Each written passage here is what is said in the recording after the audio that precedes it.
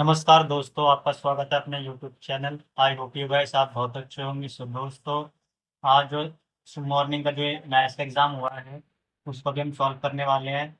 और दोस्तों, अगर आप चैनल पर नए हैं तो चैनल को सब्सक्राइब करें और वीडियो को लाइक करें। सो दो वीडियो, चलो शुरुआत करते हैं। तो आज का जो एग्ज़ाम जो हुआ है अपना मैथ का हुआ है सुबह मॉर्निंग शिफ्ट में। तो आपके सामने एक पेपर लिखा हुआ है, ठीक है। ये 2025-24 का जो पेपर है जहाँ से लिखा हुआ है, चलिए इसे सॉल्व करना स्टार्ट करता हूँ। तो गाइस, पहले इसका क्वेश्चन पढ़ते हैं और देखते हैं। सो दोस्तों, आपके सामने ये पहला क्वेश्चन दिख रहा होगा आपको कि 125 माइनस 1/3 का मान ज्ञात कीजिए।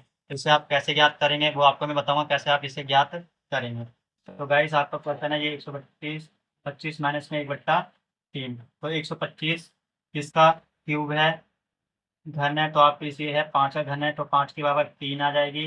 गुणा में -1/3 हो जाएगा। इसको उसका ग्रीड काट देंगे, ऊपर नीचे कट जाता है। तो 5 की पावर 1 माइनस का 1 हो जाएगी। और इसको आप ऐसे भी लिख सकते हो 1/5। तो आपका जो इसका सही उत्तर हो जाएगा 1/5 आपका इसका सही उत्तर हो जाएगा। ठीक है, अगला क्वेश्चन देखते हैं कि अगला क्वेश्चन क्या है। अगला क्वेश्चन दे रखा है कि बिंदु -11, 0 स्थित है। किसमें स्थित होंगे हमारे? तो देखो, एक्स अक्षर पर या वाई अक्ष पर इनमें नहीं स्थित होंगे, हमारे चतुर्थांश होते हैं उनमें स्थित होते हैं। तो आपको चतुर्थांश सारे पता होंगे तभी आपको ये कर लोगे। अब मैं आपको बताता हूँ चतुर्थांश कैसे बना होगा। अपना अपना एक चतुर्थांश होता है, एक्सिस होता है, और ये हमारा वाई एक्सिस होता है। ठीक है, ये हमारा दोनों प्लस प्लस होता है, ये माइनस प्लस होता है, ये माइनस माइनस होता है, ये माइनस और प्लस, ये प्लस और माइनस होता है। ठीक है, और आपको ये पता ही होगा जो पहला जो नंबर होता है हमारा जो एक्सिस का होता है और दूसरा हमारा वाई का होता है। तो वाई एक्स हमारा क्या दे रखा है, घटा में दे रखा है। ठीक है, और वाई हमारा जमा में दे रखा है। तो जो पहला जो कक्षा बनता है ये पहला चतुर्थांश होता है, ये हमारा दूसरा चतुर्थांश होता है, ये हमारा तीसरा होता है, और ये हमारा चौथा चतुर्थांश होता है। तो आपका जो सही उत्तर इसका हो जाएगा दूसरा चतुर्थांश हो जाएगा। ठीक है, क्या लिखा है कि 3 संरेखे बिंदु से डैश रेखाएं खींची जा सकती हैं। तो एक लाइन खींच रखी है, इस पे 3 बिंदु बना दिए, जैसे ए, बी और ये सी बना दिया है। ऐसे ये बिंदु बना दिए गए हैं। ठीक है, ऐसे ये बिंदु बना दिए गए हैं। ठीक है, और इनको बोल रहा है कि आप इनमें कितनी रेखाएं खींच सकते हैं। तो आप इसमें सिर्फ और सिर्फ एक रेखा खींच सकते हैं। ठीक है, अगला क्वेश्चन दे रखा है चौथा। इसमें दे रखा है कि एक त्रिभुज की दो भुजाएं 15 सेंटीमीटर दे रखी है, 10 सेंटीमीटर दे रखी है। इसका अर्ध परिमाप जो दे रखा है हमें 19 सेंटीमीटर दे रखा है। ठीक है, तो आपको क्या करना है, इसमें आपको तीसरी भुजा आपको बतानी है कि आप इसकी तीसरी भुजा क्या होगी। ठीक है, तो आपको इसके जो अर्ध परिमाप का फॉर्मूला तो आपको पता ही होगा कि क्या होता है। ठीक है, निकालते हैं। हमें भुजाएं दे रखी हैं 15 सेंटीमीटर, ठीक है, 11 सेंटीमीटर, और एस अर्ध परिमाप दे रखा है हमें 19 सेंटीमीटर दे रखा है। तो आपको ये पता है कि अर्ध परिमाप का फॉर्मूला क्या होता है, ए जमा में बी जमा में सी। ठीक है, और बट्टे में 2। ठीक है, तो आप इसे लिख लेंगे यहाँ पे, ए जमा में बी जमा में सी बट्टे में 2। ठीक है, बराबर किसके, ये हमारे 19 के बराबर है। ठीक है, और ए का मान हमें दे रखा है 15 और बी का मान दे रखा है 11। तो 15 जमा में 11 जमा में सी बट्टे में 2 बराबर में 19। ठीक है, तो 15 और 11 कितना होता है हमारा, 26 हो जाएगा। 26 बट्टे में 2 जमा में सी बराबर में 19। ठीक है, अब इसमें क्या करेंगे हम, इसका यहाँ पे ये 2 इधर आके गुणा में चला जाएगा तो क्या हो जाएगा यहाँ पे 26 प्लस में सी जमा में 19 गुणा में 2। 19 दूनी क्या ना होगा 38 हो जाएगा हमारे पास, है ना। और इस सी यहाँ पे 26 जो है जमा में गिरा के घटा में, तब इसका घटा कर देंगे तो आपका सी का मान इसमें आ जाएगा। तो आपका जो सी का मान है इसमें कितना दे रखा है, 12 आपका इसमें सी का मान दे रखा है। ठीक है, आपका सही उत्तर इसमें क्या हो जाएगा, आपका इसमें सही उत्तर आपका 12 हो जाएगा। ठीक है, इसका अगला प्रश्न पढ़ते हैं कि अगला प्रश्न क्या है। दोस्तों, ये पन्ना जो है फट चुका था, इसलिए इसे मैं ऐसे रख के चल रहा हूँ। तो अगला प्रश्न है आपकी कि इनमें से कौन एक आवर्ती दशमलव प्रसारण है। आवर्ती मतलब कि जो संख्या बार बार रिपीटिंग आती रहती है आवर्ती कहते हैं। तो आपका उत्तर ये हो जाएगा। ठीक है, छठा क्वेश्चन क्या है इसमें कि निम्नलिखित में से कौन वाई अक्ष के समांतर एक रेखा का समीकरण है। तो आपका जिसका जो उत्तर हो जाएगा आपका x बराबर 7 हो जाएगा। अगला प्रश्न दे रखा है हमें कि त्रिभुज दे रखा है हमें पी क्यू आर में पी क्यू बराबर है ओ क्यू आर के, तो एंगल पी क्यू आर बराबर 50 डिग्री के है। तो हमें एंगल पूछ रखा है पी आर क्यू का माप क्या होगा। तो हम त्रिभुज खींच लेते हैं यहाँ पे। तो आपको त्रिभुज पता है, ऐसे बनाएंगे हम अपना त्रिभुज। ये त्रिभुज ऐसा बना लेंगे, ठीक है। इसका नाम क्या है, पी क्यू आर दे रखा है, ठीक है। और जो हमारा जो एंगल दे रखा है क्यू, वो हमें 50 डिग्री का दे रखा है यहाँ पे, ठीक है। और हमें कौन सा एंगल पूछ रहा है, इसमें हमें आर एंगल ये पूछ रहा है। तो आपको पता होगा कि त्रिभुज के तीनों कोणों का मान कितना होता है, 180 डिग्री होता है। 180 में से आप 50 माइनस कर दोगे तो 130 आ जाएगा। और इन दोनों को बांट दोगे क्योंकि दो कोण बचे हुए हैं, तो 130 का आधा कितना होता है, 65 डिग्री होता है। तो इसका जो उत्तर हो जाएगा 65 डिग्री आ जाएगा।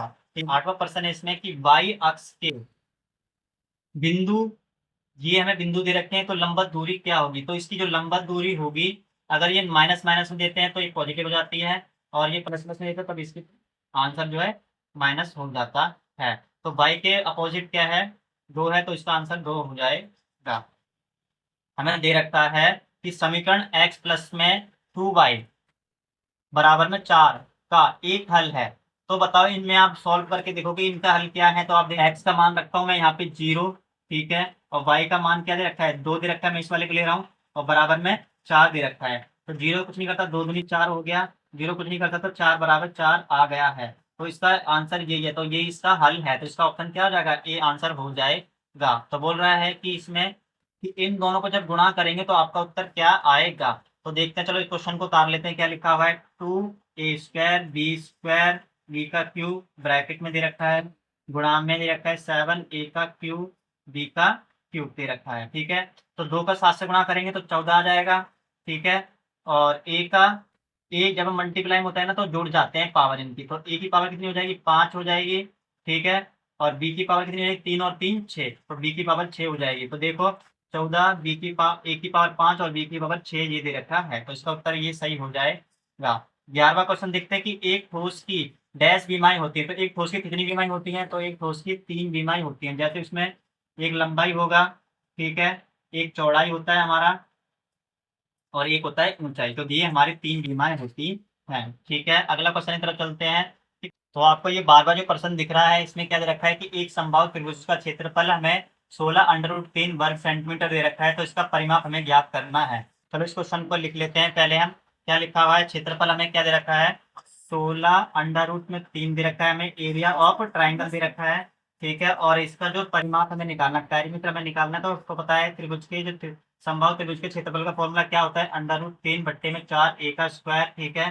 तो √3/4 ए की वैल्यू हमें बताने रखी, तो ए का क्या रखेंगे, इसके बराबर किसके है, √16 √3, ठीक है, ये इसके बराबर है।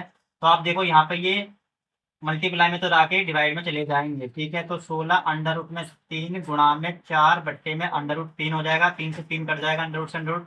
तो ए की पावर 2 बराबर 16 का 4 से गुणा करेंगे तो 16 चौके 64 होता है, ठीक है। और 64 का किसका वर्ग है हमारा, 64 हमारा 8 का वर्ग है। तो आपका इसका ए भुजा कितना निकल आएगा, 8 निकल आएगा। तो परिमाप आप कैसे निकालते हैं, त्रिभुज का परिमाप निकालते हैं, तीनों भुजाओं का जोड़ हो जाता है। तो 8 को 3 बार आप जब जोड़ोगे तो आपका परिमाप निकल जाएगा। तो आपका 8 24 से आपका ये परिमाप इसमें आ जाएगा। तो इसका जो सही उत्तर है आपका 24, इसका उत्तर दे रखा है, ठीक है। कितना इसका उत्तर दे रखा है, 24 इसका सही उत्तर दे रखा है। आपका ये 13वां प्रश्न दे रखा है, इसमें क्या दे रखा है कि रेखिक समीकरण x प्लस में 2y बराबर में 5 के डैश हल है। तो बताओ इसके कितने हल हो सकते हैं, इसके बताओ अनेक हल हो सकते हैं। तो इसका अनंत हल हो सकते हैं। x और y का मान रखते जाओ, आप अपने उत्तर निकालते चले जाओगे, ठीक है। क्या कह रहा है, परिमेय संख्या 7/9 किसके समतुल्य है, मतलब कि किसके समान दे रखा है, ठीक है। तो इसका आंसर हो जाएगा पहला, क्यों, क्योंकि 21 में 27 दे रखा है। 3 के टेबल से काटेंगे 7 का कटेगा, और 3 के टेबल काटेंगे तो 9 के टेबल से कटेगा, तो सेम सेम आ जाएगा। तो इसका उत्तर आपका 14 का ए हो जाएगा, ठीक है। 15 क्वेश्चन पढ़ते हैं कि x अक्ष के अनुदिश बिंदु 4, -4 के प्रतिबिंब बिंदु के निर्देशांक है। तो आपको पता है इसमें जिसके निर्देशांक अनुदिश होते हैं, जिसका प्रतिबिंब पूछा जाता है, उसका साइन चेंज कर दिया जाता है। तो इसमें x का पूछा है तो x यहाँ प्लस दे रखा है, तो इसको यहाँ पे माइनस कर देंगे, तो आपका उत्तर ये हो जाएगा, ठीक है। अगला प्रश्न दे रखा है कि 16वां कि यूक्लिड के अनुसार सभी समकोण एक दूसरे के बराबर होते हैं। तो ये क्या है?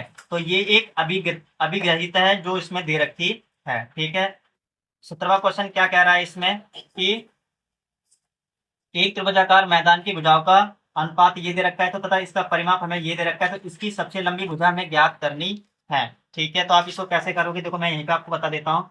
इन सबको जोड़ लोगे आप, कितना होगा ये? 5 2 7 15, ये 15 100 हो जाएगा हमारे पास। किसके बराबर? 300 के बराबर है ये। 15 से कट जाएगा कितने पे? 20 पे। ठीक है, तो एक्स का मान कितना आ गया? 20। सबसे बड़ी भुजा निकालने तो 7 से इसे मल्टीप्लाई कर देंगे। ठीक है, तो 20 सत्ते कितना होता है? 140। तो आपका आंसर क्या आ जाएगा? 140 आपका उत्तर इसमें हो जाएगा। ठीक, ए डी का मान ज्ञात कीजिए। तो आप इनको कैसे ज्ञात करोगे? बीच में एक लाइन खींच रखी है, तो पता ही 90 डिग्री लाइन होती है हमारी। ठीक है, और पता है त्रिभुज के तीनों कोणों का मान कितना होता है? 180 इसका मान होता है। ठीक है, तो आपको ये 90 दे रखा है यहाँ पे पहले से ही। 90 और 50 कितना हो जाएगा आपका? आपको पता ही होगा, 140 हो जाता है, और इसमें से इसको माइनस कर देंगे तो आपका आंसर क्या आ जाएगा? 40 हो जाएगा। तो आपका सही उत्तर इसका क्या हो जाएगा? 40 डिग्री हो जाएगा।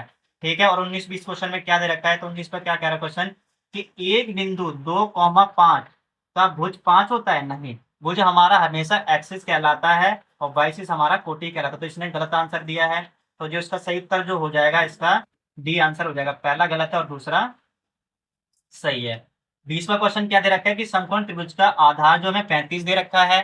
ठीक है, और इसका ऊंचाई दे रखा है 12 सेंटीमीटर। तो इसका क्षेत्रफल ये दे रखा है। हाँ, तो ये इसमें ये सही दे रखा है। अब इसको दे रखा है, क्वेश्चन दे रखा है, अगला कारण क्या दे रखा है? त्रिभुज का क्षेत्रफल ज्ञात करने का सामान्य सूत्र क्या होता है?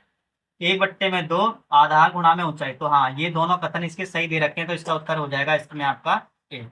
ठीक है, चैनल को सब्सक्राइब करें।